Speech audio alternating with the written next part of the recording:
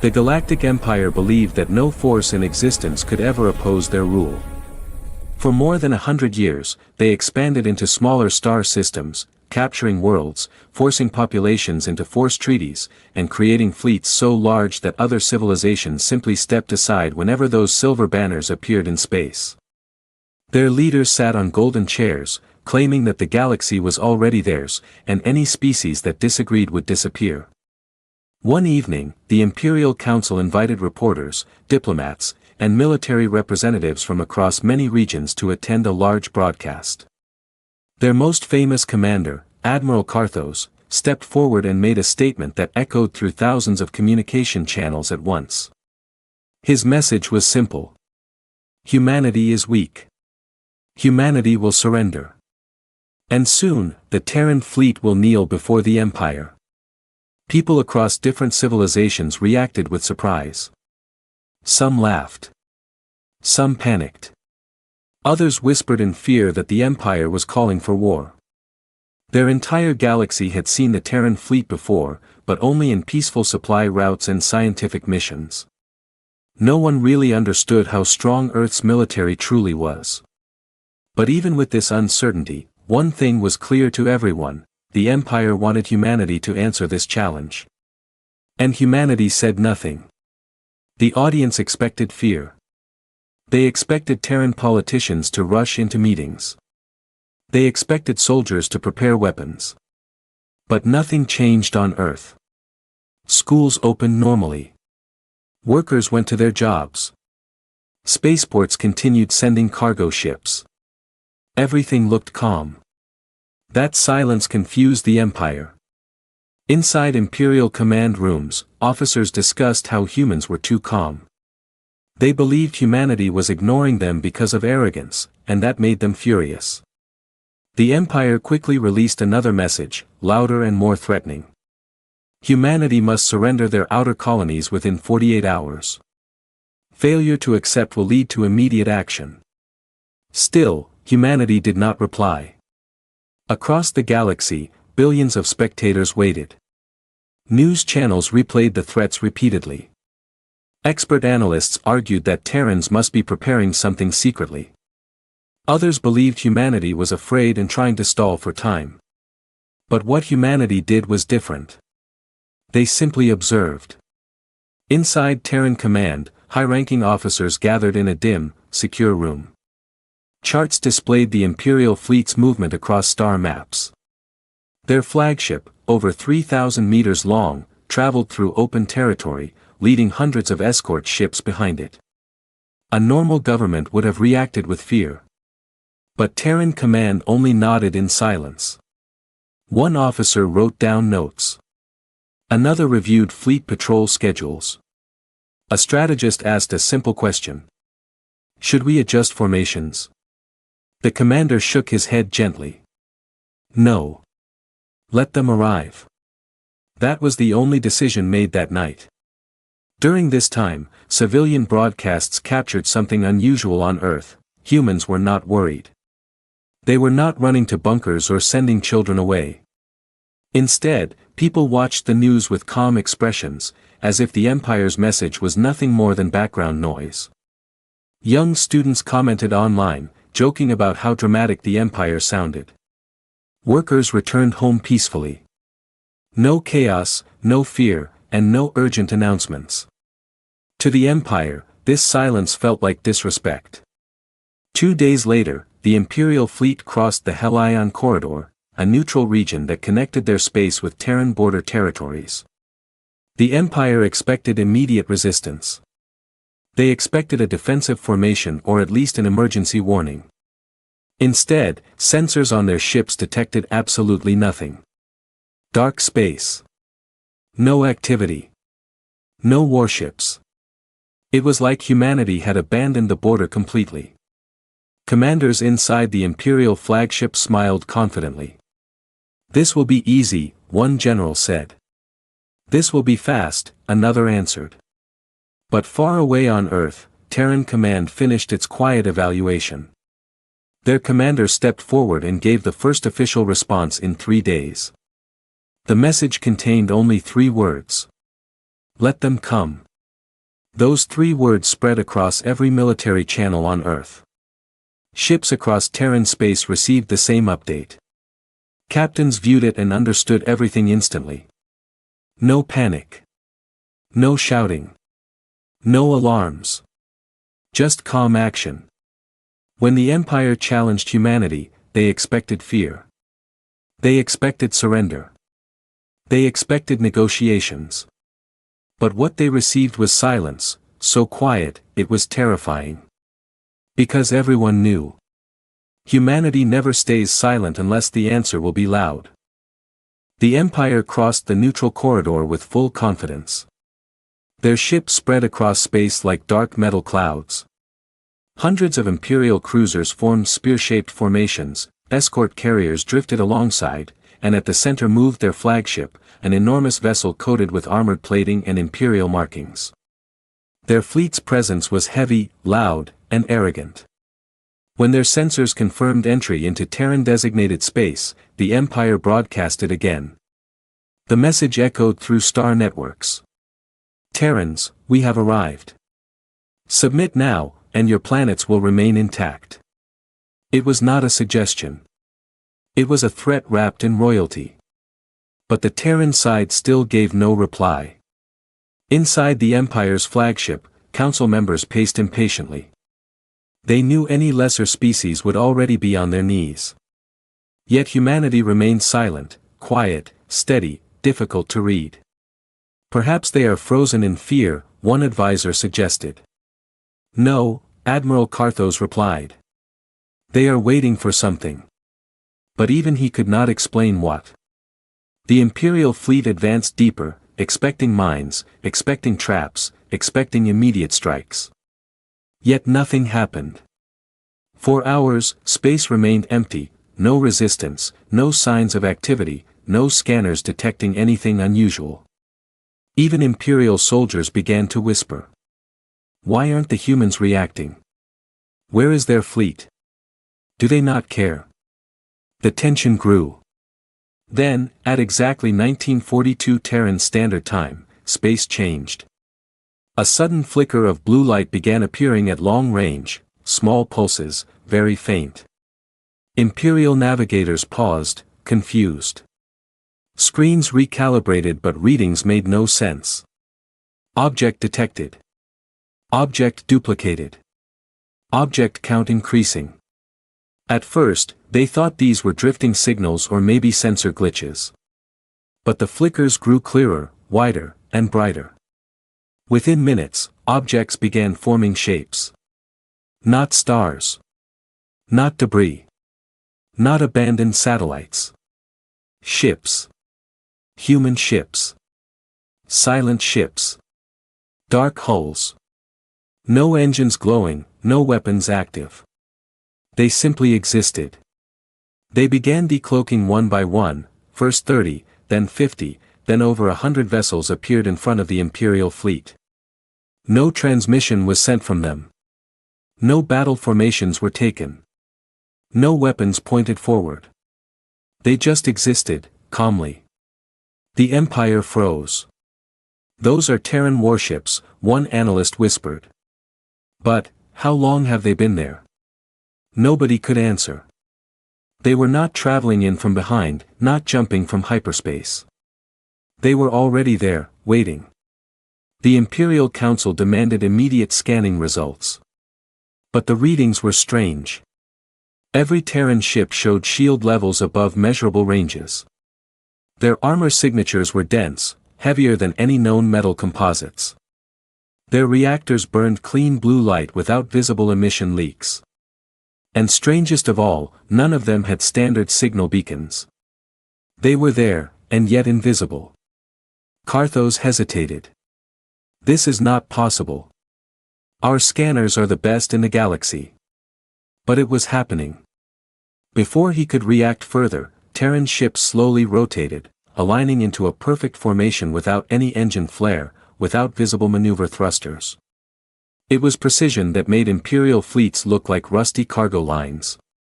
Then, a short human transmission finally arrived. Simple. Calm.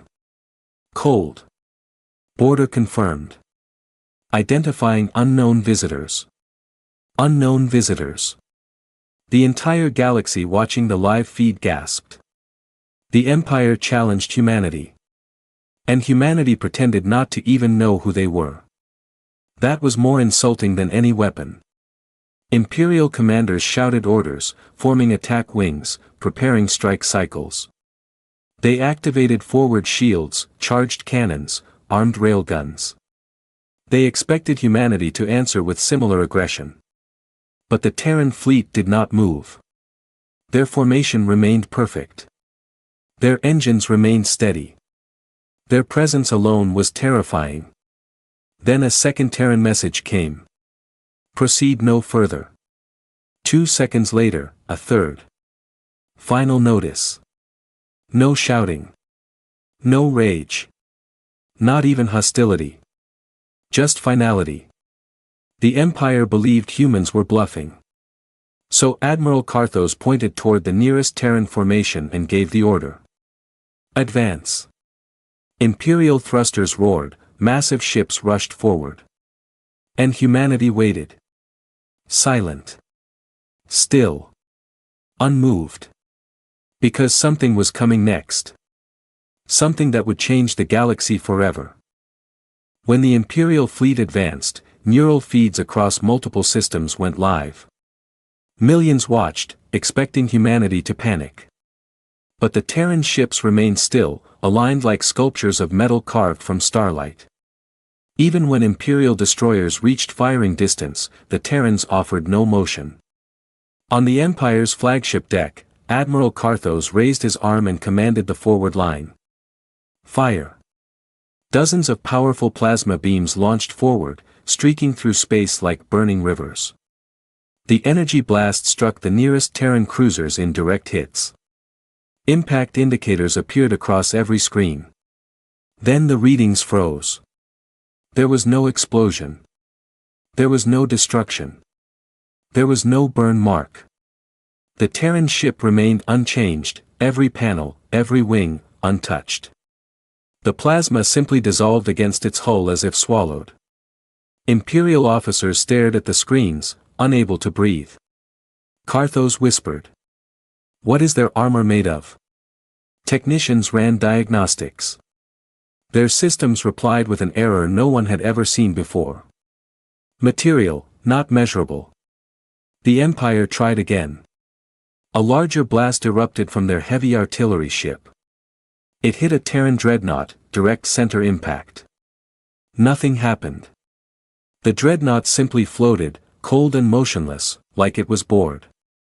At that moment, Terran Command sent one message across every active military frequency. Weapon calibration complete. Not under attack. Not defensive mode engaged. Just calibration. The Empire realized what it had actually done. It helped humanity test shield absorption. Another blast came from the Imperial fleet, stronger, desperate, angry. Still no effect. One more shot. One more failure. Ships across the galaxy watched the live broadcast and began updating their threat levels. Human technology has surpassed all known categories. The Terrans finally moved. But not with engines. Their ships glided slightly forward as if space itself responded to them. Their formations sharpened. Light glowed under the armor and spread upward like awakening blue veins. Terran vessels began emitting low-frequency pulses. The sound was not heard through space, but felt, like pressure against the chest. It was the sound of something alive, something conscious. Every Imperial captain felt fear. A final transmission from Terran High Command arrived. You crossed into our territory with weapons active. We return equivalent force. But their equivalent was nothing close to equal. Terran dreadnoughts opened a firing line, not chaotic, not rushed, mathematically perfect. One volley launched.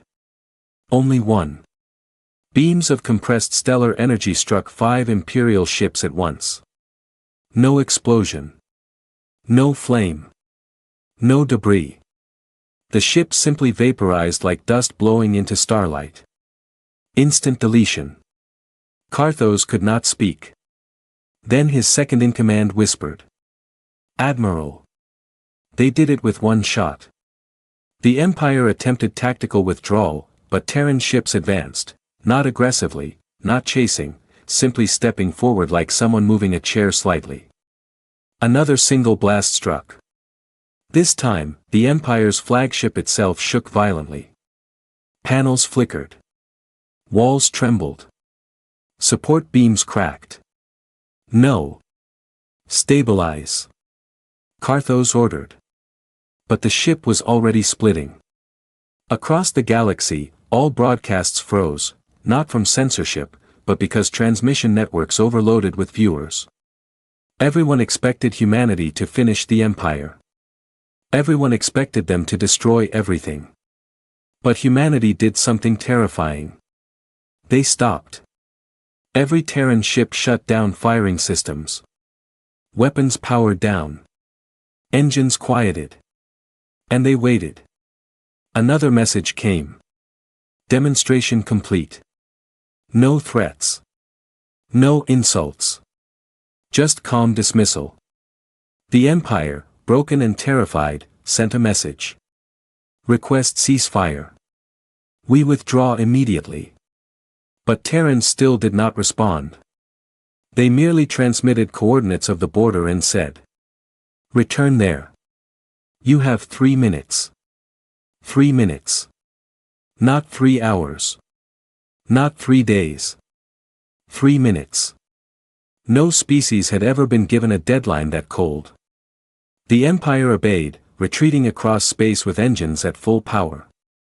Millions watched their withdrawal, and even in fear, one realization spread through the galaxy. Humanity did not fight because it had to. Humanity fought only to make a point. And the galaxy now understood that point.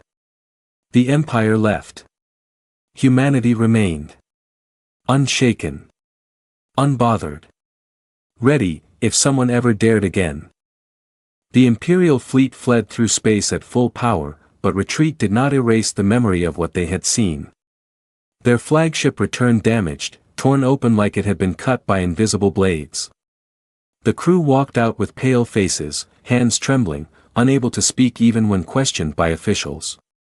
Doctors tried to calm the survivors, but there was no physical wound, only shock. The Empire did not release any official announcement that night. Their palace lights stayed dim. Ministers whispered in corridors, guards stood still, and the wide marble halls were silent. Nothing inside looked victorious, not a single word celebrated that they arrived and returned. The galaxy waited for an explanation. But instead of speaking, the Empire disappeared from public screens. Days passed. People wondered if humanity had destroyed more ships, or if the Terrans sent retaliation. But nothing had happened. The humans had already gone back to their routines. Terran news networks returned to broadcasting simple civilian topics, space tourism updates, new robotics research, interplanetary farming systems, and entertainment talks. No mention of war, no signs of worry. It was almost as if the entire event meant nothing to humanity. Meanwhile, in the imperial capital, a quiet emergency meeting unfolded. Ministers sat around an oval table, and for the first time in history, no one argued. No one slammed fists. No one tried to prove superiority. The emperor himself said, "We thought we challenged an equal. Instead, we challenged something evolved." They listened to recordings again. One volley. 5 ships gone. Matter erased like fog. That fact alone became a weight none of them could ignore. Weeks later, a small Terran diplomatic ship entered Imperial space. No weapons. No escort. The Empire panicked, believing humanity had returned to strike. But the ship sent a peaceful message. Delivering updated border map. That was it. No warnings. No conditions. No political demands. The Empire accepted the map like a child receiving instructions from a teacher. Inside the capital, scholars studied those updated coordinates. They found something strange: the humans expanded the protected boundary outward. They gave the Empire more space, not less. It was not generosity. It was refusal. It was humanity saying, "You may exist. Stay there." Rumors spread among alien populations. Humans see space differently. Humans are not fighting for land. Humans guard balance, not territory. Across the galaxy, storytellers began retelling the event. Merchants made quiet jokes, diplomats softened their voices, and militaries placed humanity in a new risk category. Not enemy level. Not danger level. But something beyond measurable. Many labeled them simply unknown class. Later, the Empire attempted to send a trade request, a simple exchange proposal of resources. The Terrans responded politely, saying, "Approved. Standard value exchange." The Empire expected conditions. Expected special permissions. Expected at least negotiations. But humans did not seem interested. They treated the Empire like distant neighbors, not threats, not allies, not necessary. That was more frightening than war. One imperial historian wrote, "Humanity does not conquer. They do not chase victory. They do not need applause. They simply exist, and no force can push them." The last message related to the incident came from a Terran officer during a public interview.